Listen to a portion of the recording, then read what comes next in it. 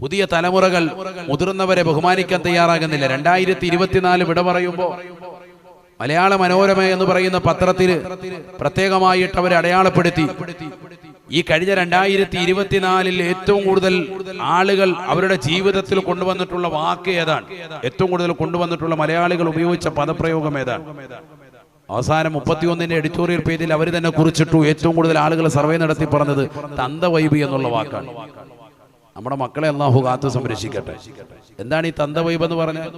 മുതിർന്നതാകുന്ന ആളുകൾ 40, 45, 50 വയസ്സൊക്കെ ഉള്ളതാകുന്ന വാപ്പമാരുടെ പ്രായമുള്ള ആളുകളുടെ വാക്കുകളെ, നന്മയുടേതാകുന്ന ഉപദേശങ്ങളെ പരിപൂർണമായി തൃണവൽഗണിക്കുന്നതാകുന്ന പുതിയ തലമുറ ഉപയോഗിക്കുന്ന വാക്കാണിത്. അവഗണനയുടെ വാക്കാണ്. അതൊന്നും വലിയ വാപ്പാടെ അതൊന്നും മൈൻഡ് ചെയ്യണ്ട എന്ന അർത്ഥത്തിൽ പുതിയ തലമുറ ഇതിനൊക്കെ തള്ളിക്കളയാൻ തന്തവൈബ്. അല്ലാഹു മലക്കാക്കുമാറാവട്ടെ. റസൂലുള്ളാഹി സ്വല്ലല്ലാഹു അലൈഹി വസല്ലം തങ്ങൾ പറയുകയാണ്, അവസാന കാലഘട്ടമാകുമ്പോ ഫവല്ലാഹി മൽ ഫഖറ ഖശാ അലൈക്കും വലാകിൻ ഖശാ അലൈക്കും അൻ തുബസത ദുനിയാ. അല്ലാഹുവിന്റെ റസൂൽ സ്വല്ലല്ലാഹു അലൈഹി വസല്ലം തങ്ങൾ സ്വഹാബത്തിനോട് പറയുകയാണ്, നിങ്ങൾക്ക് ദാരിദ്ര്യം ഞാൻ ഭയക്കുന്നില്ല സഹാബ. മുഹമ്മദ് നിങ്ങളെ മേൽ ഭയക്കുന്നത് സമ്പത്താണ്, സമ്പത്താണ്.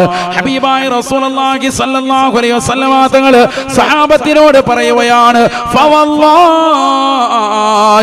അല്ലാഹുവിനെ തന്നെ സത്യം ചെയ്തുകൊണ്ട് ഈ മുഹമ്മദ് നിങ്ങളോടൊരു കാര്യം പറയട്ടെ, മൽ ഫഖറ അഖശാ അലൈക്കും, നിങ്ങളുടെ മേൽ, ഈ ഉമ്മത്തിന്റെ മേൽ ഞാൻ ദാരിദ്ര്യത്തെ ഭയക്കുന്നില്ല. വലാകിൻ അഖശാ അലൈക്കും അൻ തുബസത ദുനിയാ കമാ ബുസിതത് അലാ മൻ കാന ഖബലകും. മുൻഗാമികളായ ആളുകൾക്ക് ദുനിയാവ് വിശാലമായതുപോലെ നിങ്ങൾക്ക് ദുനിയാവ് വിശാലമാകലാണ് എനിക്ക് ഏറ്റവും കൂടുതൽ ഭയപ്പാട് സഹാബ എന്ന് നബിയുനാ റസൂലുള്ളാഹി. ഫതനാഫസുഹാ കമാ തനാഫസുഹാ. മുൻഗാമികൾ ദുനിയാവിന് വേണ്ടി മത്സരിച്ചതുപോലെ നിങ്ങളും ദുനിയാവിന്റെ പിറകെ ഓടി അത് കിട്ടാൻ വേണ്ടി അതിനു വേണ്ടി പരിശ്രമിച്ച് പലിശയിലൂടെയുള്ള ജീവിതം നയിച്ച് കോടിക്കണക്കിന് രൂപ സമ്പാദിക്കാൻ വേണ്ടി ഹറാമായ തലം തേടുന്നതായ ആളുകളില്ലേ? സിനിമയുടെ പ്രൊഡ്യൂസറായി, സിനിമയുടെ സംവിധായകരായി, അതിന്റെ ഡയറക്ടറായി, ആ സിനിമാ നടന്മാരുമായി നടിമാരുമായി ബന്ധം പുലർത്തി ജീവിതത്തെ ഹോമിക്കുന്നതായ ആളുകളായി നിങ്ങൾ മാറുമേ, മാറുമേ. ഫതുഹ്ലികകും കമാ അഹ്ലകതും. മുൻഗാമികൾ നശിച്ചതുപോലെ ദുനിയാവിന്റെ പിറകെ ഓടി ഓടി നടന്ന് മുൻഗാമികൾ നശിച്ചതുപോലെ നിങ്ങളും നശിക്കുമേ എന്നും നബിയുനാ റസൂലുള്ളാഹി. അദ്ദുനിയാ ജിഫാ വത്വാലിബുഹാ കിലാബ്. ദുനിയാവ് ശവമാണ്, അത് തേടുന്നവൻ നായയാണ്. ശവം തിന്നുന്നത് നായയല്ലേ, നായയല്ലേ. മനുഷ്യന്റെ പ്രകൃതമല്ല, മനുഷ്യന്റെ ശൈലിയല്ല. സാലിഹീങ്ങളാകുന്ന മഹത്തുക്കൾ അതുകൊണ്ട് തന്നെ ദുനിയാവിനെ ത്വലാക്ക് ചൊല്ലിയവരാണ്. ഇന്ന ലില്ലാഹി ഇബാദൻ ഫുതനാ ത്വലഖു ദുനിയാ വഖാഫുൽ ഫിതനാ നളറു ഫിഹാ فلما علموا أنها ليست لحي وطنا. മുൻകഴിഞ്ഞു പോയ മഹത്തുക്കൾ, മഹാരഥന്മാർ, വീരാൻ ഔലിയ ഉപ്പാപ്പടക്കമുള്ള എത്രയോ സമുന്നതരാകുന്ന മഹത്തുക്കൾ മരണപ്പെട്ടു പോയിട്ടുണ്ട്. അവരെല്ലാം മനസ്സിലാക്കിയത് ഒരേ ഒരു കാര്യമാണ്, ഒരേ ഒരു ചിന്തയാണ്. ഈ ദുനിയാവ് നശ്വരമാണ്, നശ്വരമാണ്, നശിക്കുന്ന ലോകമാണ്, നശിക്കുന്ന യുഗമാണ്. അനശ്വരവും അനന്തവുമാകുന്ന ലോകത്തിന് വേണ്ടി പരിശ്രമിക്കുന്നവനല്ലേ യഥാർത്ഥ വിജയി. ഈ ദുനിയാവ് നശിക്കാനുള്ളതാണ്. അതുകൊണ്ട് ഇതിനെ ത്വലാക്ക് ചൊല്ലുകയാണ്. ഇന്ന ലില്ലാഹി ഇബാദൻ ഫുതനാ ത്വലഖു ദുനിയാ വഖാഫുൽ ഫിതനാ.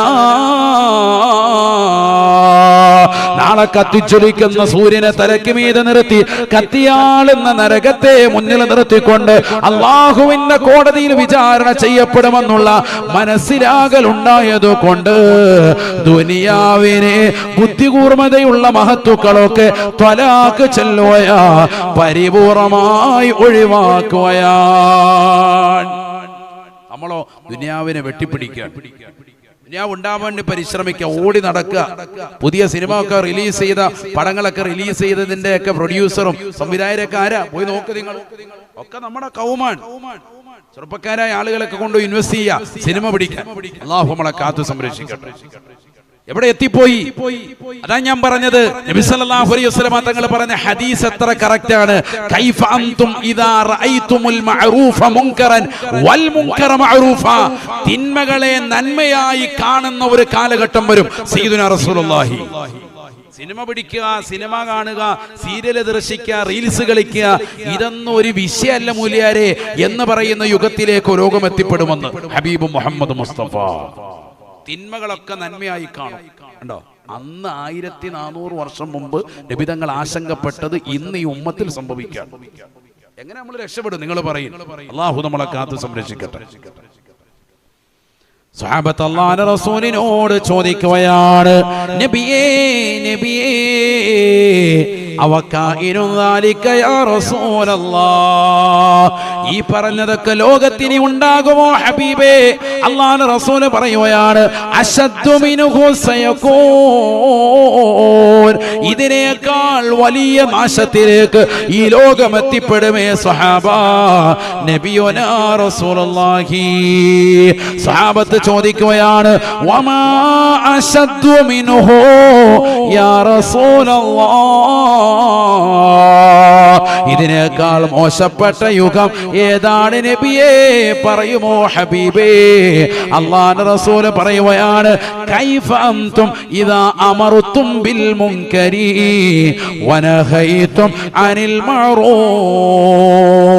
ഇനി ഒരു കാലഘട്ടം കടന്നു വരും, അന്ന് തിന്മ കൊണ്ടുള്ള കൽപ്പന നിങ്ങൾക്കുണ്ടാകുമേ, നന്മ കൊണ്ടുള്ള തടയൽ നിങ്ങളിൽ ഉണ്ടാകുമെന്ന് നബിയുനാ റസൂലുള്ളാഹി.